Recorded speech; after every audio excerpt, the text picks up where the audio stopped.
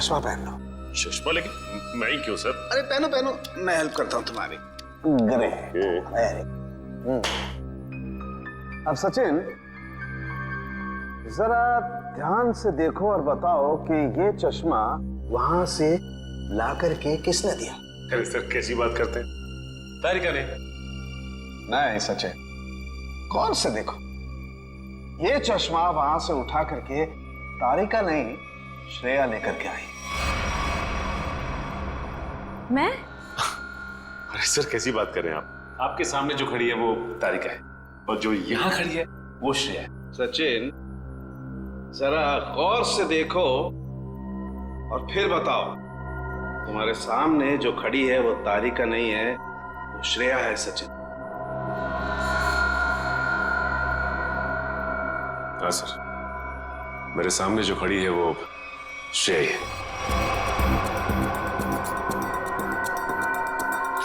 सचिन, ये मेरी गन दो। और तुम्हें इस गन के साथ क्या करना है सचिन, तुम जानते हो ना? हाँ सर, मुझे अच्छी तरह से मालूम है कि इस गन के साथ क्या करना है। सड़ों कुछ नहीं होगा। सड़ों के ऐसी मजाक मत कर। Please believe me. हाँ सचिन, तो पता है ना तुम्हें क्या करना है इस गन से? हाँ सर, पता है।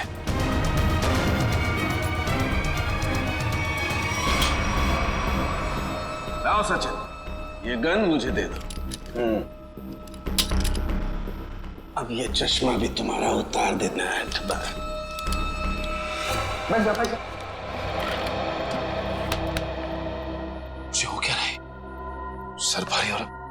सचिन, अभी अभी आपने मुझे मारने की कोशिश की, मुझ पर गोली भी चलाई, वो तो गन खाली थी इसलिए। तारिका, ये तुम क्या कह रही हो?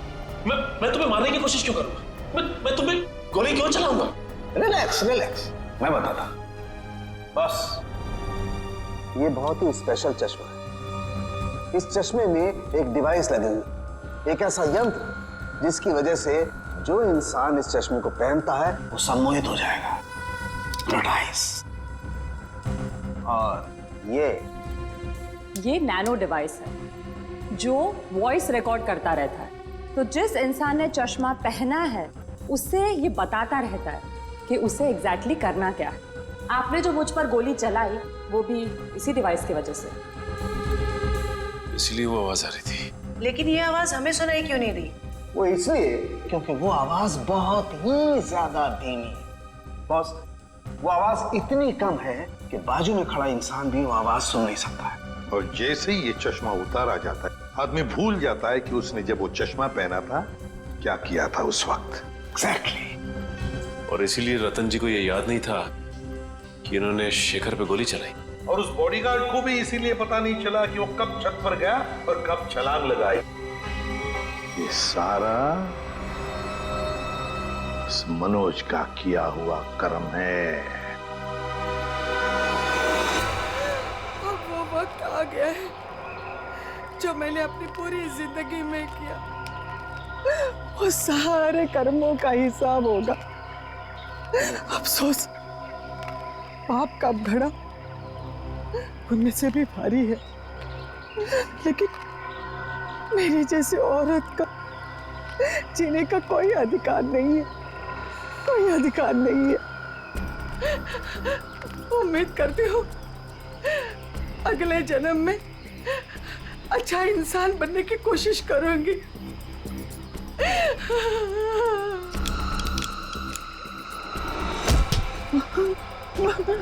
ये क्या कर रही है?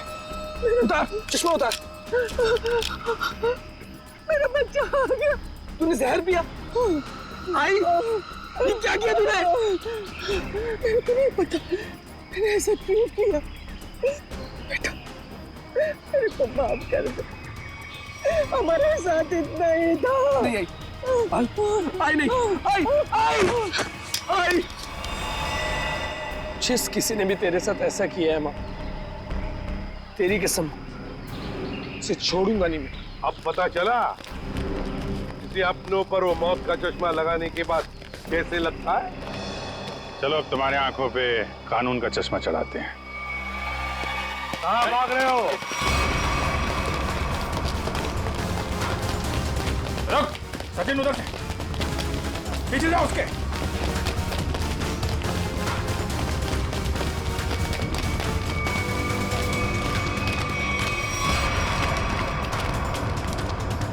Wish you many happy returns of the day.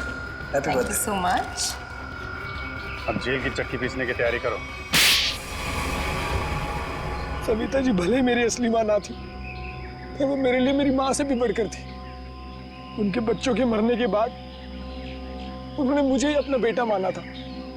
मतलब तनुज और कशिश के बाद? हाँ, उन दोनों बच्चों की मौत कोई हादसा वादसा नहीं थी, बल्कि उनका खून हुआ था, जिसे किया था नीता के पिता रतन कुमार ने, और मुझे झूठे रॉबरी के केस में फंसाया भी उन्होंने ही था। इसलिए मैंने प्लान बनाया, बदला लेने का प्लान। और रतन की कंपनी में ही नौकरी कर ली, लेकिन रतन ने तुम्हें पहचाना नहीं? रतन और शेखर ने मुझे नहीं पहचाना, क्योंकि उन्होंने मुझे कभी देखा ही नहीं था। और इसी बात का मैंने फायदा उठाया, और जेल से छूटने के बाद ना ही मैंने सविता माँ के बच्चों का बदला लिया, बल्कि अपनी सान्या, जिसे मैं इतना प्यार करता था, उसकी भी मौत का मैंने बदला लिया। हमारे पास चले आते, हम तुम्हें न्याय दिलाते। कानून पर से तो विश्वास ही उठ गया था मेरा, इसलिए मैंने खुद ही न्याय करने की सोची। नीता से दोस्ती की, फिर उसे मार दिया। सान्या से प्यार करते थे तुम, इसे प्यार कहते हो? उसकी बहन की जान लेने चले थे तुम। वो तो अच्छा हुआ हम लोग इस वक्त पे पहुंच गए और उसे बचा लिया। क्या नीता जिंदा है? हाँ जिंदा है। बहुत कोशिश की ना तुमने उसे मारवाने की। उसके बॉडीगार्ड को भी वो चश्मा पहना दिया ताकि वो आत्महत्या कर ले, मगर नहीं, तुम्हारा प्लान वैसे ही फेल हो गया। हाँ, मगर रतन का प्लान फेल नहीं हुआ। मैंने वेटर के जरिए उसे खूनी चश्मा पहनाया और उसी के जरिए उसी के दोस्त को मरवा दिया। और फिर हमारे आने से पहले वो चश्मा तुमने गायब कर दिया। तो फिर वो चश्मा सविता के जरिए तुमने नीता तक पहुंचा दिया।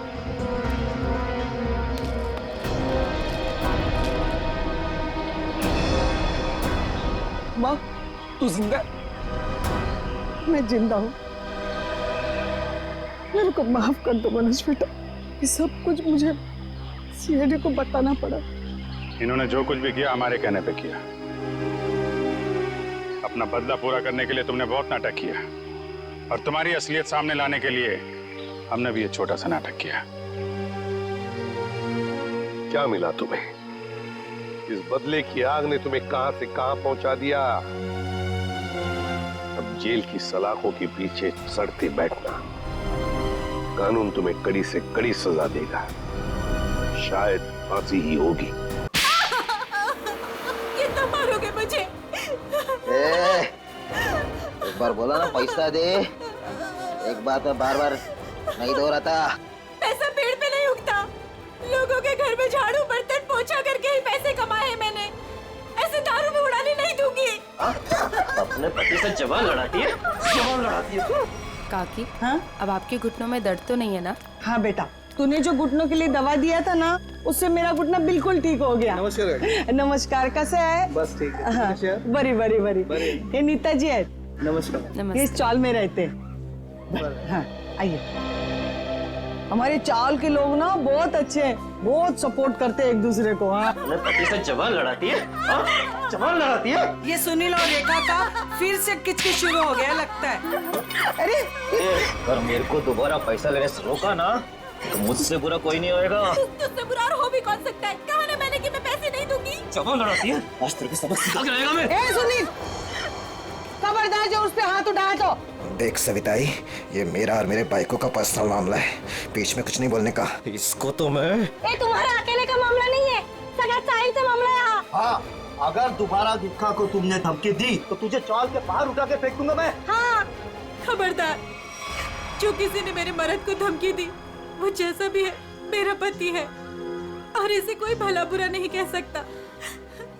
सुना तुमने? तुम्हारे इतने जुल्म बर्दाश्त करने के बावजूद भी ये अपना पत्नी धर्म निभा रही। क्या तुम एक पति होने का कर्तव्य पूरा कर पा रहे हो? देख, अगली बार ना तूने इस पे हाथ भी उठाया या उंगली भी उठाई ना तो तेरे को मैं जेल में भिजवा दूंगी, समझा? गलती हो गई। गलती हो गई, चल जा अभी। माफी हमसे नहीं, अपनी पत्नी से मांगो। अरे बस जाने दो, चलो नहा लो, मुझे भी काम के लिए निकलना है। चलिए अच्छा है, सुनील को अकल आ गई आज। सुनील को तो सबक मिल गया, लेकिन इन दोनों का झगड़ा देखकर ना मेरे को मेरे पुराने दिन याद आ गए। आपके पति भी? हाँ, बहुत शराब पीता था, हर वक्त नशे में रहता था, और जब नशे में नहीं रहता था ना तो इसी तरह जबरदस्ती मेरे से पैसा मांगता था। और आप पैसे दे देती थी? हाँ, क्या करती? और जब मैंने पैसा देना बंद किया ना तो मेरे सारे गहने, कपड़े, घर का सारा सामान, यहाँ तक कि घर का पूरा अनाज भी बेचना शुरू कर दिया। और फिर एक दिन यही शराब उनको मुझसे दूर ले गई और लीवर फेल हो गया। आई एम सॉरी, मुझे ये सब नहीं पता था।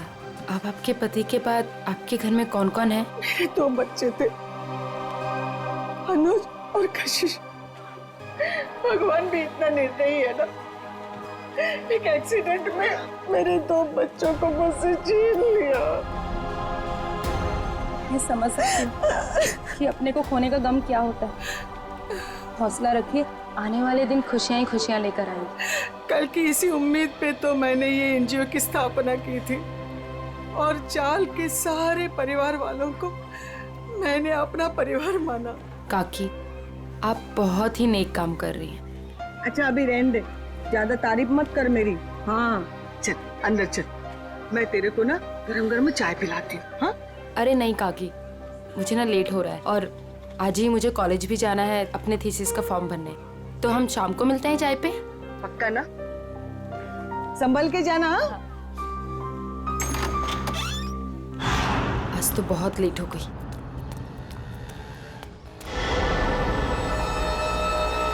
ये तो वही लड़का है, आज तो इस रोमियो को सबक सिखा कर आऊंगी। हेलो ओएस्टर, हेलो, रुक, कब से मेरा पीछा कर रहा है? रुक, भागता कहाँ है? रुक। भाग गया, पता नहीं कहाँ कहाँ से आ जाते हैं। पर सविता आई, मुन्नी को स्कूल भेजकर क्या फायदा? बाद में उसे शादी करके चूल्हा चौका ही तो संभालना है। यही तो गलत मानसिकता है उर्मिला। शिक्षा ग्रहण करने के लिए जितना अधिकार लड़कों का है ना, उतना ही लड़कियों का भी है। आज हमारे देश में ज्यादातर परिवारों में महिलाएं उतना ही आर्थिक सहयोग देती है जितना कि पुरुष। क्यों नीता, मैंने ठीक कहा ना? बिल्कुल कहा। आज के जमाने में स्त्री का अस्तित्व उसके पिता या पति पे निर्भर नहीं करता। लड़की को भी पूरा अधिकार है कि वो अपनी पहचान बना सके और समाज के साथ कंधे से कंधा मिलाकर आगे बढ़ सके। क्या बात है, आप दोनों के विचारों से हम सब सहमत हैं। हाँ तो मुन्नी का स्कूल जाने का पक्का हो गया। हाँ, पक्का। ये फिर से यहाँ आ गया। लगता है इसको सुबह की डांट का कुछ असर नहीं हुआ। कौन है ये नीता, तुम जानती हो? नहीं काकी, पता नहीं कौन है और कहाँ से आया है, लेकिन रोज मेरा पीछा कर रहा है। अरे पहले क्यों नहीं बताया? चलो जमकर खबर लेते हैं आज इसकी। चलो चल। हेलो, तुम मेरा पीछा करते करते यहाँ तक आ गए? क्या कर रहे हो? चाहते क्या हो? हाँ? अरे कहाँ जा रहे मैं हैं? तुमसे बात कर रही हूँ। अरे सुनाई दे रहा है कि नहीं दे रहा है? क्या हो गया इसे? अरे सीढ़ी, अरे ये तो छत, अरे तुम छत के ऊपर जा रहे हो? कहाँ जा रहे हो? एक किधर जा रहा है ये?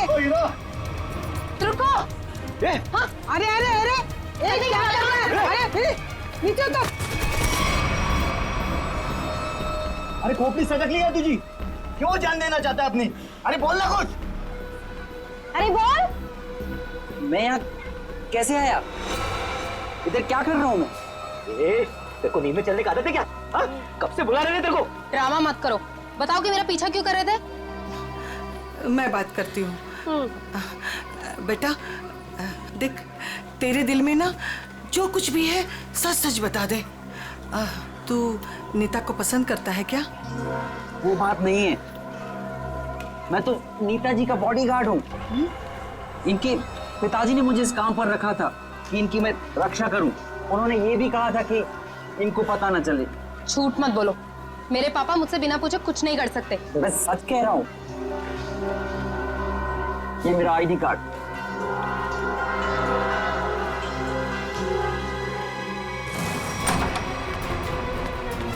अरे नीता बिटिया, अरे अभी हम तुम्हारे बारे में ही बात कर रहे थे। नमस्ते अंकल। नमस्ते बेटा। क्या बात है बेटा, अंकल से नमस्ते और पापा से हेलो हाय कुछ भी नहीं? मैं आपसे बहुत नाराज हूँ। ऐसा मैंने क्या कर दिया? आप जानते हैं ना कि मैं मंगलावाड़ी चौल में अपनी रिसर्च कर रही हूँ। मुझे उन लोगों के रहन सहन, उनका गुजर बसर वो सब जानना है, इसलिए तो मुझे उनके बीच में रहना पड़ रहा है। हाँ बेटा, तो मैंने आपको अनुमति दे तो दी थी ना चौल में रहने की। अनुमति दी वो ठीक है, लेकिन वो बॉडीगार्ड वो मेरे पीछे क्यों आ जाता है बार बार? देखो बेटा, मैंने बॉडीगार्ड इसलिए रखा था कि मैं चैन की नींद सो सकूं और मुझे यकीन रहे कि मेरी बिटिया वहां पर सुरक्षित है। पापा, मैं कोई बच्ची थोड़ी हूँ, अपनी देखभाल कर सकती हूँ। शेखर अंकल, समझाइए ना पापा को। पापा के लिए तो तुम हमेशा बच्ची ही रहोगी। 50 साल की हो जाओगी ना तब भी। आप भी ठीक है, आप भी ना पापा की तरफदारी कर लो। अरे नहीं नहीं बेटा, हम तो आपकी ही तरफ हैं। देखो रतन, ये अच्छी बात नहीं है भाई। नीता बिटिया को उसकी पर्सनल स्पेस मिलनी चाहिए। लेकिन शेखर, तुम्हें तो पता है ना शहर में जुर्म कितने बढ़ गए। अब मैंने एक बॉडीगार्ड रख लिया तो कौन सा पहाड़ टूट गया यार। मुझे ना आपसे कोई बहस नहीं करनी। कल मेरा जन्मदिन है और ये मेरा जन्मदिन का गिफ्ट कि नो बॉडीगार्ड। अरे हाँ, कल तो नीता बिटिया का जन्मदिन है। अरे यार, मैं तो बिल्कुल भूल ही गया था। लेकिन मैं कैसे भूल सकता हूँ मेरी प्यारी प्यारी बिटिया का जन्मदिन। मैंने जन्मदिन की खुशी में एक बहुत बड़ी पार्टी रखी है। पार्टी? ठीक लगा ना बेटा? Happy birthday Nita. Thank you so much, please enjoy. Nita बेटा, जन्मदिन की ढेर सारी शुभकामनाएं। भगवान करे तुम्हें मेरी भी उम्र लग जाए। थैंक यू सो मच काकी। पापा, ये सविता काकी है, मैंने बताया था ना आपको इनके बारे में। हाँ हाँ हाँ, नमस्ते नमस्ते। हमारी बिटिया आपकी बहुत तारीफ करती।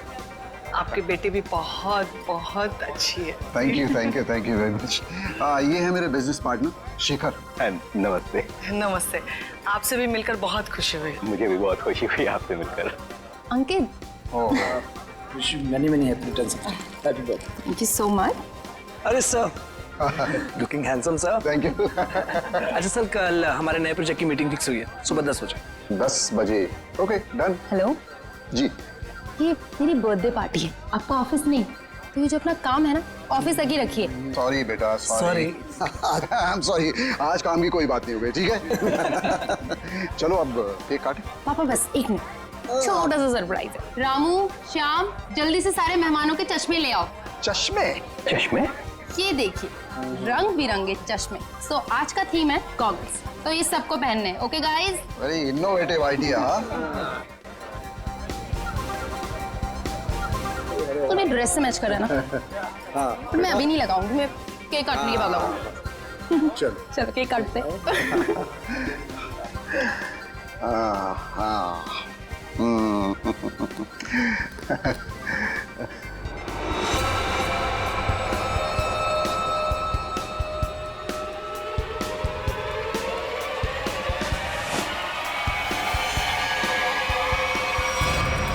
गन?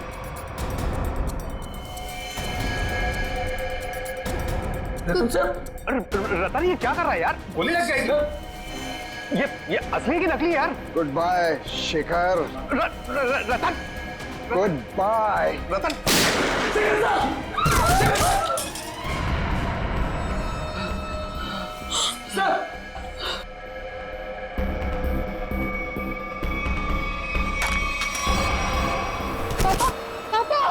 पापा, ये तो बेहोश हो गए। ये अच्छा है, गोली मार के बेहोशी की एक्टिंग कर रहे हैं। अरे कोई एम्बुलेंस बुलाओ, शेखर जी को गोली लगी है। और सीआईडी को भी फोन करना पड़ेगा। Hello CID?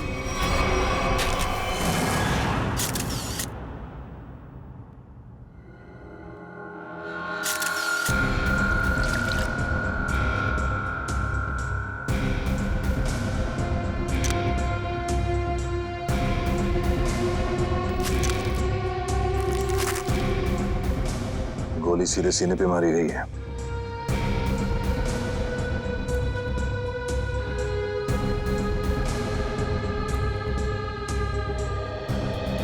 आप सबने देखा था रतन जी को गोली चलाते हुए शेखर जी पे?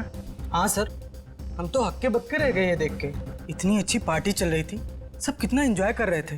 पता नहीं अचानक रतन जी को क्या हो गया, उन्होंने गोली चला दी।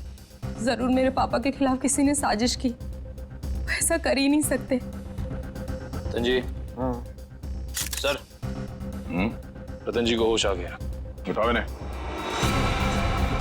ये उठिए, चलिए उठिए। शेखर को क्या हो गया? सर क्यों भारी हो रहा है? पहले खून कर दिया इनका, अभी सरदर्द का बहाना कर रहे हो? हाँ, ये नाटक बंद करो, हटाओ।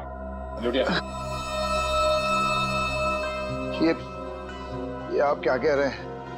मैंने किसी का खून नहीं किया। नीता बेटा, क्या कह रहे हैं ये लोग? मेरी समझ में नहीं आ रहा है बेटा। पापा, मुझे खुद समझ में नहीं आ रहा है कि ये सब हो क्या रहा है। समझ में आएगा, सबको बहुत जल्दी सबको समझ में आ जाएगा। निखिल, मयूर, घर की अच्छी तरह से तलाशी लो। यहाँ पे पार्टी में जितनी भी चीजें मौजूद है सबको उठा लो। जयंती सर, इस गन को फोरेंसिक लैब में भिजवा दो। रतन जी चलिए ब्यूरो चलते हैं। पापा ठीक तो है ना? पापा सब बैलिस्टिक्स रिपोर्ट आ गई। इसमें साफ साफ लिखा है कि शेखर को जो गोली लगी थी वो रतन जी के गन से चली थी, और उस गन पे जो उंगलियों के निशान मिले थे वो भी रतन जी के ही थे। कहिए रतन जी, क्या कहना है आपको इस बारे में? मेरे कुछ समझ में नहीं आ रहा सर। मेरा सर बहुत भारी हो रहा है। ऐसा लग रहा है जैसे किसी गहरी नींद से जागा हूं मैं। कोई डरावना सपना देखा है मैंने। हाँ, मगर क्या करे, शेखर जी की मौत तो कोई सपना नहीं है। सारे सबूत यही कह रहे हैं कि शेखर का खून तुमने किया है। मैंने कोई गोली नहीं चलाई सर। आप मुझ पर यकीन क्यों नहीं कर रहे सर? तो फिर वो गोली क्या अपने आप शेखर जी के शरीर में गई? कुछ याद नहीं आ रहा है मुझे।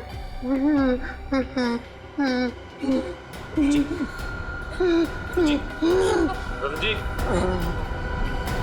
मैंने कहा था ना आपसे कि मेरे पापा दिल के मरीज हैं, उन्हें टेंशन मत दीजिए। सर, मैं एम्बुलेंस को फोन करता हूँ। नहीं नहीं नहीं, अपनी गाड़ी में लेकर चलो, हॉस्पिटल में एडमिट करो जल्दी। चलिए। मैं भी चलती हूँ साथ में। नहीं, आप नहीं जाएंगी। उन्हें पहले एडमिट होने दो, बाद में मैं भी चलूंगा तुम्हारे साथ। प्लीज सर, मेरे पापा को छोड़ दीजिए। अगर तुम्हारे पापा ने कुछ भी नहीं किया है तो उन्हें कुछ नहीं होगा। अच्छा, एक बात बताओ, रतन जी का कोई झगड़ा वगड़ा था पहले से शेखर जी के साथ, या फिर कल पार्टी में कोई झगड़ा वगड़ा हुआ था? नहीं सर, वो तो पार्टी में बहुत एंजॉय कर रहे थे। अच्छा, क्या तुम्हारे पापा के बर्ताव में कुछ तुम्हें थोड़ा अजीब सा लगा? कभी आदमी कोई टेंशन में होता है या वैसे कुछ? हाँ सर, कोई झगड़ा तो नहीं हुआ था, लेकिन उनका मूड थोड़ा सा चिड़चिड़ा था, और वो शेखर अंकल को कुछ कह भी रहे थे। तुमने काम सही से नहीं किया, वो वापस आ गया। वो वापस आ गया? ये कौन? सर, नाम तो नहीं लिया था। अच्छा, ये बातचीत कब हुई थी दोनों के बीच? कल हुई थी, एनजीओ से लौटने के बाद। एनजीओ? कौन सा एनजीओ है ये? मेरी बड़ी बहन सानिया की मौत के बाद पापा ने एक एनजीओ खोला था, जहाँ पे हम गरीब लोगों को रोटी, कपड़ा और रहने के लिए छत देते हैं। कहाँ है ये एनजीओ? नमस्कार साहेब, मी कपिल, यहाँ एनजीओ मॅनेजर आहे। आप ये बताएंगे कि इस एनजीओ में आप कब से काम कर रहे हैं? पहले दिन से, जब रतन जी ने सानिया मैडम की याद में इस एनजीओ की स्थापना की थी। फिर तो आप काफी करीब से जानते होंगे शेखर जी और रतन जी को।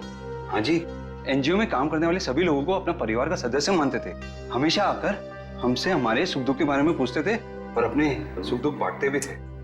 ये तो बहुत अच्छी बात है। फिर तो आप ये भी जानते होंगे कि शेखर जी और रतन जी के बीच में किस बात को लेकर टेंशन चल रही थी? नहीं साहब, ऐसा कहीं ना थे। वो दोनों बिजनेस पार्टनर कम और भाई समान ज्यादा थे। भाई समान थे? तो फिर रतन जी ने शेखर जी का खून क्यों कर दिया? जरा दिमाग पे जोर डालिए और सोच के बताइए कि शेखर जी और रतन जी के बीच में कुछ झगड़ा हुआ था या कुछ बहस हुई थी? ऐसा कई झाले नव्हते। लेकिन रतन जी की बेटी बता रही थी कि रतन जी और शेखर जी आपस में कुछ बातें कर रहे थे कि कोई आया है कौन वापस आया है, कुछ पता है आपको? हाँ, वो ये दोनों यहाँ बात कर रहे थे इसके बारे में, जब मैंने उस अजीब घटना के बारे में बताया उन्हें। अजीब घटना? कैसी अजीब घटना? कुछ दिन पहले एक आदमी ने मुझे फोन किया था, कहा शेखर जी और रतन जी ने उसे काम पे रखा है और उसने अपना अपॉइंटमेंट लेटर मेल किया कंपनी के लेटर पे, प्लीज चेक कर लीजिए। दूसरे दिन से वो काम पे आने लगा और सब फाइलें वगैरह चेक करने लगा। कौन सी फाइलें चेक कर रहा था? सारी फाइलें, टैक्स की फाइलें, अकाउंट्स की फाइलें, और हाँ, रतन जी और शेखर जी के जिंदगी के बारे में काफी सवाल पूछे। फिर क्या, बस लंच ब्रेक में खाना खाने के बहाने बाहर चला गया और वापस ही नहीं आया। जब भी मैंने इस घटना के बारे में दोनों बॉसेस को बोला तो उन्होंने कहा कि हमने किसी को काम पे रखा ही नहीं है। इतनी मेहनत करके आया था पूछताछ करने के लिए, जरूर इस जुर्म में उसका हाथ है। शेखर जी ने रतन जी को कहा कि वो वापस आ गया है, तुमने अपना काम बरोबर किया नहीं है। इस आदमी का चेहरा तो देखा था ना आपने, हमारे लिए स्केच बनवाई। साहिब, दरअसल बात यह है कि उस दिन मैं अपना चश्मा घर में भुलाया था और चश्मे के बगैर मुझे तो कुछ दिखता ही नहीं है। सामने कुर्सी पड़ी कि गाड़ी पड़ी, मेरे को वो भी नहीं दिखता। सर, एक बात तो तय है, ये जरूर इन दोनों के अतीत से जुड़ा हुआ ही कोई आदमी है। एग्जैक्टली, इसीलिए तो बड़ी आसानी से इस अनजान आदमी को उन्होंने पहचान लिया। इस नए मोहरे से जल्द मिलना होगा। सर, हाँ, पता चला एनजीओ से किसका फोन था जिसकी वजह से इन दोनों के बीच में अनबन हो गई? सर, एनजीओ वालों को उसका नाम तो नहीं मालूम, लेकिन उनका कहना था कि कोई आदमी आया था, अनजान आदमी, जो काफी सवाल जवाब कर रहा था वहां। यह आदमी जरूर रतन ने जो अपने बेटी सानिया के नाम पे एनजीओ चलाया उसी से संबंधित है। रतन और शेखर दोनों इस आदमी के बारे में जानते थे और इसीलिए इन दोनों के बीच में बहस हो गई। सर, कहीं ये जो भी चीजें हो रही हैं, इन सबका संबंध सानिया की मौत से तो नहीं? नीता, बेटा एक बात बताओ, तुम्हारी बहन की मौत कैसे हुई? दीदी ने आत्महत्या की थी। क्यों? मालूम नहीं। मालूम नहीं मतलब? मैं उस वक्त हॉस्टल में थी, घर पे क्या हो रहा है क्या नहीं, सबसे अनजान। अच्छा, जब आपकी बहन ने आत्महत्या की तो उस वक्त क्या आप हॉस्टल में थी? उस वक्त तो मैं घर पे थी, छुट्टियां मनाने के लिए आई थी। मुझे आज भी वो दिन याद है जब मैं और पापा मॉल से शॉपिंग कर आई और जैसे ही पापा ने दरवाजा खोला। सानिया बेटा, सानिया, सानिया! नीता, क्या तुमने अपने पापा से पूछा नहीं, जानने की कोशिश नहीं की कि क्यों तुम्हारी बहन सानिया ने ऐसा कदम उठाया? पूछा था सर, बहुत बार, लेकिन पापा हमेशा यही कहते थे कि तुम्हें इस बारे में जानने की जरूरत नहीं, और वो रोने लगते थे। इसलिए मैंने इस बारे में कभी उनसे बात नहीं की। हम अगर किसी को तो पता होगा ना क्या तकलीफ थी सानिया को, कोई खास दोस्त न कोई तो। आया जी थी, वो हमेशा उनके साथ रहती थी। उसकी जिंदगी के पहले दिन से लेके आखिरी दिन तक वो हमेशा दीदी के साथ रही है। जी, ये आया रहती कहाँ है? उसी चौल में जहाँ मैं रिसर्च कर रही हूँ। अभी भी पापा उनकी तनख्वाह हर महीने बराबर पहुँचा देते हैं। क्या चल रहा है तुम्हारा? अभी तक गिनती चालू है? आई एम सॉरी सर, पता नहीं क्यों मगर मुझे एक चश्मा कम लग रहा है। एक चश्मा कम लग रहा है मतलब? सर, पार्टी में 20 लोग आए थे। हाँ। मैं कम से कम 5 बार गिन चुका हूँ, हर बार 19 चश्मे बता रहे। तो फिर एक चश्मा कहाँ गया? पता नहीं सर। जी बिल्कुल सही कह रहे हैं, जो चश्मा मेरे पापा ने पहना था वो तो इसमें है ही नहीं। पापा का चश्मा कहाँ गया? सर, हो सकता है जब पापा बेहोश हुए हो तो कोई लेकर चला गया हो। कमाल है सर, पार्टी में खून हो जाता है मगर फिर भी किसी को चश्मा चुराने की सूझी। एक बात और सर, बिल्कुल उसी तरह का चश्मा मेरे बॉडीगार्ड ने भी पहना था जब वो चौल की छत से कूदकर खुदकुशी करने वाला था। एक मिनट, तुम्हें कैसे पता चला कि वो वही चश्मा था जो तुम्हारे पापा ने पहना था? क्योंकि मैंने उसे पहले भी देखा है, वो कभी चश्मा नहीं पहनता, लेकिन उसने चौल की छत से जब वो कूद रहा था तो उसने उसी तरह का चश्मा पहना था। वो चश्मा ही मनूस है। सर, इस चश्मे का खून के साथ क्या कनेक्शन हो सकता है? सचिन, कोई ना कोई कनेक्शन तो जरूर है, कुछ ना कुछ तो गड़बड़ है, कुछ ना कुछ तो गड़बड़ है इस चश्मे को लेकर। क्या नीता, क्या हमारे लिए तुम्हारे पिताजी के गॉगल का जो डिजाइन है वो बनवा सकती हो हमारे स्केच आर्टिस्ट से? जरूर सर। उन दोनों को कनेक्ट कर दो।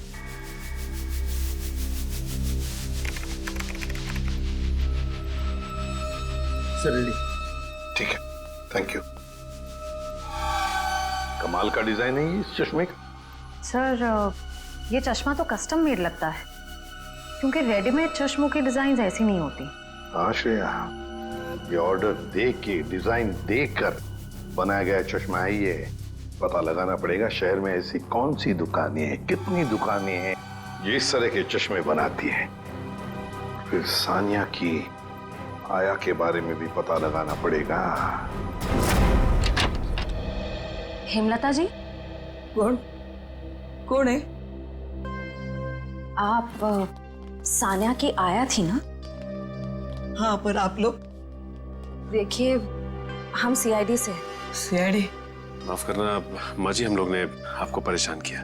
ठीक है बेटा, दिवस भर में आराम ही करती हूँ, पर आप लोग यहाँ कैसे?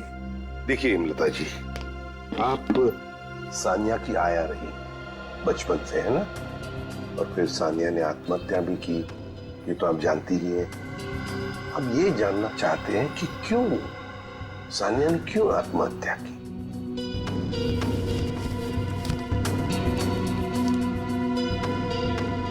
बहुत दिनों बाद इन बूढ़ी आंखों को आप लोगों ने नम कर दिया।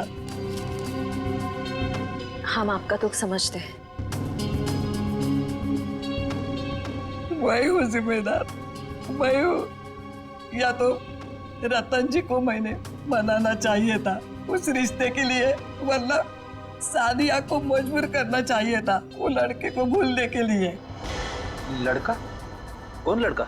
जिससे वो प्यार करती थी। प्यार करती थी? अच्छा, तो फिर हुआ क्या? वही अमीर गरीब लड़का गरीब था ना। एक दिन अचानक वो लड़का कहीं दूर चला गया। महीनों इंतजार करती रही सानिया, न खाती थी न पीती थी। वो अपने बंद कमरे में रोती रहती थी। वो लड़का कौन है, कहाँ रहता है, क्या उसका कोई टेलीफोन नंबर वगैरह है आपके पास? नहीं, सानिया ने कभी उसका नाम या पता नहीं बताया अभी। चल ठीक है, कोई बात नहीं। सॉरी, हमने आपको बहुत तकलीफ दी। आराम कीजिए। सर, सोच रही हूँ दया सर के लिए एक चश्मा ले लूं। दया का बर्थडे आने वाला है क्या? नहीं सर, वो हमेशा ना मुझसे उखड़े उखड़े रहते हैं, इसीलिए। अच्छा, गिफ्ट देके उनको खुश करना चाहती हो? नहीं सर, उन पे बहुत अच्छा लगेगा, इसलिए। बाद में देखते हैं। एक्सक्यूज मी जी, कहिए किसके लिए चश्मा दिखाऊं? एक मुजरिम के लिए। मुजरिम के लिए चश्मा? मैं कुछ समझा नहीं। तेरा ये डिजाइन देखो चश्मे की, ये आपने ही बनाया था? जी हाँ। आपको पसंद है? आप लोगों के लिए भी बनवा दूं? नहीं नहीं, आप हमें माफी कीजिए। आपका बनाया हुआ ये चश्मा पहनकर लोग उल्टी सीधी हरकतें करने लगते हैं। कोई छत पे पहुंच जाता है छलांग लगाने, तो कोई किसी को गोली मार रहा है। क्या मजाक कर रही हैं आप? ये सब मेरे चश्मे की वजह से हो रहा है? हम मजाक के मूड में नहीं है। सीआईडी, अब जरा ध्यान से बताओ, किसके लिए बनाया था ये? एक मिनट सर। सर, ये कोई अभिषेक नाम का आदमी था।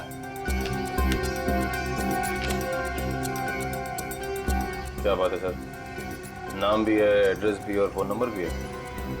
कॉल करो जी।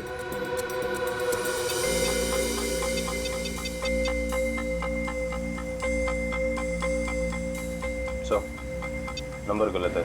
गलत? लगता है एड्रेस भी गलत है। दिल दरिया कॉलोनी। दिल दरिया कॉलोनी कभी सुना है आपने? कहीं कहाँ पे है मुंबई में? सॉरी सर, मैंने एड्रेस ठीक से देखा नहीं था। आंखों का बिजनेस करते हो तुम? आदमी को तो देखा होगा ठीक से? दरअसल सर, मैं उस वक्त दुकान पर नहीं था। मेरा कारीगर जगनलाल था, उसने ही अभिषेक को देखा था। बुलाइए जरा ये जगनलाल जी को। जगनलाल जी साहब, ये लोग सीआईडी से हैं। जरा इन्हें बताओ, ये खास डिजाइन वाला चश्मा किसने बनवाया था? साहब, वो बड़ा ही अजीब आदमी था। बड़ी सी टोपी पहन रखी थी, आंखों पर काला चश्मा लगाया था। और ना जाने कितने दिनों से उसने दाढ़ी नहीं की थी। काफी लंबी दाढ़ी थी उसकी। ओह, नाम और एड्रेस की तरह हुलिया भी नकली। कुछ और याद आता है इस आदमी के बारे में? हाँ सर, अक्सर जो लोग चश्मा बनाते हैं ना, वो सामान हमारे दुकान से ही लेते हैं, लेकिन वो खुद अपना सामान लेके आया था। फ्रेम, कांच और एक अजीब सी छोटी सी चीज उसने लगाई थी चश्मे में। छोटी सी चीज? अच्छा, उस चीज के बारे में कुछ बता सकते हैं आप? अपने मोबाइल का सिम कार्ड होता है ना, उससे भी छोटी चीज थी। और साहब, चश्मा बनने के बाद उसने मुझे पहनने भी नहीं दिया। मुझे फिटिंग चेक करवानी थी तो बोला चश्मा गंदा हो जाएगा। ये भी कोई बात हुई? कोई बात नहीं। आप जरा ये मेरा कार्ड रखिए। अगर वो आदमी दोबारा आए या दिखाई पड़े तो मुझे फोन करना। और उसको नहीं बताएंगे, इतना तो समझते हैं ना आप? समझ गए सर। सर, हाँ, ये रोहन और मीशा है। ये सानिया के बड़े अच्छे दोस्त थे। घबराओ मत। देखो, हमने तुम्हें यहाँ कुछ सवाल पूछने के लिए बुलाया है। कैसे सवाल सर? सानिया के बारे में। क्या तुम लोगों को पता है सानिया ने ऐसा क्यों किया, क्यों आत्महत्या की? पता नहीं सर, अगर उसे कोई प्रॉब्लम होती तो हम जरूर उसकी मदद करते, लेकिन ऐसा कुछ नहीं था सर। एक बात बताओ, क्या सानिया का कोई बॉयफ्रेंड वगैरह था? कोई लड़का था उसकी जिंदगी में? हाँ सर, एक लड़का तो था, मगर उसने कभी हमें उससे मिलवाया नहीं। क्यों? पता नहीं सर, वो बोली सब कुछ ठीक हो जाने के बाद सबको बताएगी। बहुत सीरियस थी उसको लेकर, शादी करना चाहती थी उससे। अच्छा, क्या नाम क्या था उस लड़के का? नहीं सर, उसके बारे में कुछ भी नहीं बताया था। पर हाँ सर, वो कॉलेज खत्म होने के बाद मंगलावाड़ी चौल जाती थी। एक दो बार तो मैंने खुद उसे वहाँ पे छोड़ा था। वहाँ पे एक लड़का बाइक पे हेलमेट पहने उसका इंतजार किया करता था। मंगलावाड़ी, चलो, थैंक यू वेरी मच, तुम दोनों जा सकते हो। मंगलावाड़ी चाल? सर, नीता तो वहीं पे रिसर्च करती थी। और उसकी बहन सानिया, नीता की बहन सानिया जिस लड़के से मिलने जाती थी वो मंगलावाड़ी चाल में ही रहता है। मंगलावाड़ी चाल में। कुछ समझ गए? समझ गया सर। मतलब ये नीता उस लड़के को जानती है, मगर जानबूझ के हमसे छुपा रही है। हाँ, मंगलावाड़ी चाल। इस लड़की को देखिए, क्या आप में से कोई भी इसे जानता है, कभी देखा है? हाँ, ये अक्सर हमारे चौल में आया करती थी उस लड़के से मिलने। कौन सा लड़का? मनोज नाम था उसका, इसी चाल में रहता था वो। रहता था मतलब अब नहीं रहता? वो दरअसल कुछ साल पहले उसे सजा हो गई थी। अब तक तो सजा पूरी भी हो गई होगी, पर वो वापस लौटा नहीं। क्या क्या किया था उसने? सर, पक्के से तो पता नहीं। पुलिस कह रही थी चोरी चकारी का इल्जाम है उस पर। मनोज, चल, thank you very much. Sir, जिस मनोज की आप बात कर रहे हैं उसका तो सर कोई भी पुलिस रिकॉर्ड नहीं है। सुमी जी, ये कैसे हो सकता है, जबकि मंगलावाड़ी चाल में रहने वाले लोगों ने हमें बताया कि 5 साल पहले मनोज को उसी चाल में से गिरफ्तार किया था। सर, सारी फाइलें आपके सामने रखी हुई हैं। 5 साल के सारे रिकॉर्ड आप देख चुके हैं, मगर कहीं भी इस नाम का कोई शख्स नहीं है। हो सकता है मनोज की फाइल गुम हो गई। ऐसा कैसे हो सकता है सर? क्यों नहीं हो सकता? तो फिर मनोज की फाइल मिल क्यों नहीं रही है? हो सकता है सर आपको कोई गलत इंफॉर्मेशन मिल गई हो, या फिर इस नाम का कोई शख्स हो ही ना, या फिर चौल वालों ने आपसे झूठ बोल दिया। होने को तो ये भी हो सकता है कि मनोज की फाइल यहां से जानबूझकर गायब की गई।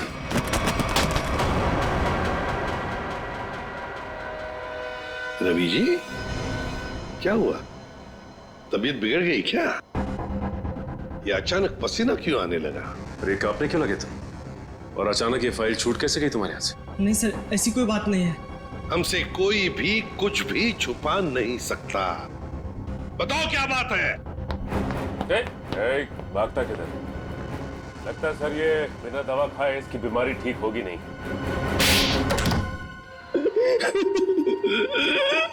सर, मुझे माफ कर दीजिए। मेरे पैसों के कारण मैंने उसकी फाइल जला दी। शर्म आनी चाहिए तुम्हें। पैसों की लालच में तुमने मुजरिम की मदद की, और तो और अपने नौकरी से गद्दारी की, अपने देश से भी गद्दारी की तुमने। कौन से जेल में है मनोज? सर तिलक नगर जेल में था, 7 साल की सजा थी उसे। अच्छे व्यवहार के कारण 4 साल में उसे रिहा कर दिया गया। सर अगर वो अच्छे बर्ताव के लिए रिहा हो ही रहा था तो फिर रिकॉर्ड नष्ट करने के लिए उसे घूस देने की क्या जरूरत थी? सचिन, शेखर और रतन, इन दोनों के बीच में जो बहस हुई थी उसमें शेखर बोल रहा था कि वो वापस आया है, तो फिर जरूर वो मनोज के बारे में बात हो रही थी। सर उस चश्मे वाले का फोन। हाँ सर, मैं जगन्नाथ चश्मे वाला। सर अभिजीत सर का फोन नहीं लग रहा था, इसलिए मैंने आपको फोन किया। हाँ बोलिए। सर वो आदमी फिर आया था चश्मा बनाने। अब इस वक्त कहाँ है वो आदमी? सर वो जाते वक्त फोन पे बात कर रहा था, कह रहा था कि किसी विद्युत नगर जा रहा है, सेक्टर 5। विद्युत नगर? नीता भी तो विद्युत नगर में रहती है। माय गॉड, मतलब नीता की जान को खतरा है। हाँ एसीपी सर, हम नीता के घर पहुंच गए हैं।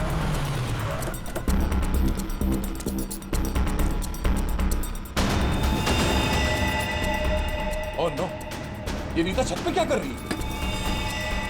इसे रोकना होगा। नीता!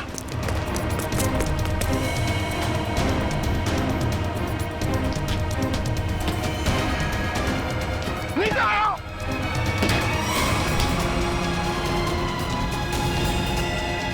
तो हटो।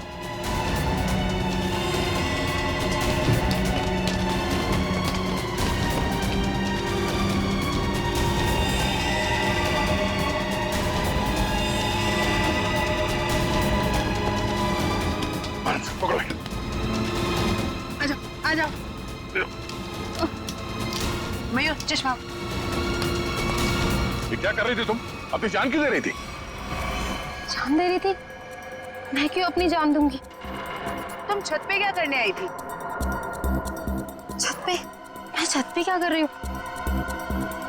मुझे कुछ याद नहीं आ रहा। मैंने वो चश्मा पहना था और पता नहीं, मेरा सर दर्द हो रहा है। सर इस केस में ये क्या हो रहा है? लोग अचानक खुदकुशी करने चले आते हैं। सारे हादसों में एक चीज कॉमन है, ये चश्मा। ये चश्मा पहनने से पहले क्या हुआ था वो तो याद है ना तुम्हें? हाँ सर। नीता,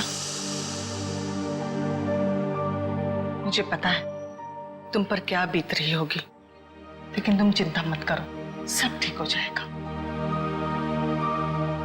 काकी, ये क्या है? ऐसी हालत में मुझे ये गिफ्ट तुम्हें देते हुए बहुत अजीब लग रहा। गिफ्ट? हाँ, तुम्हारा बर्थडे था ना, तो हमारे चौल के बच्चों ने अपने हाथों से बड़े प्यार से तुम्हारे लिए गिफ्ट बनाया।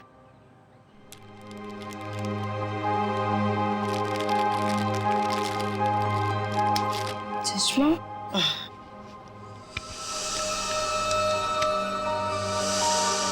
ये सविता जी कौन? सविता जी मंगलवाड़ी चौल में रहती हैं। बड़ी नेक औरत है। ये कितनी नेक औरत है ये तो उनसे मिलने के बाद ही पता चलेगा। अरे अरे अरे अरे सविता जी, लगता है हम लोग गलत वक्त पर आ गए। कहीं जा रही थी आप? हाँ, वो कुछ जरूरी काम आ गया था, इसलिए मैं कलकत्ता जा रही हूँ। लेकिन क्या करें, अब तो आप कलकत्ता जा नहीं पाओगी। क्यों नहीं जा पाऊंगी? वो क्या है ना कि मुजरिमों को यहाँ खुले घूमने की आजादी नहीं। मुजरिम? कौन मुजरिम? शराफत का नकाब उतार। नीता ने हमें सब कुछ बता दिया है। मेरे को कुछ काम है, मैं अब तक तुम्हारी उम्र का लिहाज करें। मुझे सख्ती बरतने पे मजबूर मत करो प्लीज। बताइए। मैंने जो कुछ किया अपने बच्चों के मौत का बदला लेने के लिए किया। बच्चों की मौत का बदला? हाँ, नीता के पिता रतन ने मेरे दोनों बच्चों को मार डाला, अपने बिजनेस पार्टनर शेखर की मदद लेके। जान ली? लेकिन क्यों? क्योंकि उसको गलतफहमी हो गई थी कि मेरा बेटा तनुज वही लड़का है जिसे उसकी बेटी सानिया प्यार करती थी। क्यों हुई ऐसी गलतफहमी? क्योंकि एक दिन तनुज सानिया को घर छोड़ने गया था तो रतन ने देख लिया और वो गलत समझ बैठा। फिर शेखर ने गुंडे भेजे, इधर मेरे घर पे मेरे दोनों बच्चे तनुज और कशिश को मार डाला। मैं उस टाइम पे घर पे नहीं थी, इसलिए जिंदा बच गए। पर नीता ने क्या बिगाड़ा था तुम्हारा? उसे क्यों सजा दी तुमने? क्योंकि रतन ने मुझसे मेरे बच्चे छीने साहब। उसको वही दर्द देना चाहती थी। मनोज कहाँ पर है? मनोज? कौन मनोज? वही मनोज जिसने तुम्हें बदला लेने में मदद की थी। साहब मेरे को नहीं मालूम। बताना तो पड़ेगा ही। ये जादू वाला चश्मा कहां से बनवाया? मनोज कहां पर है?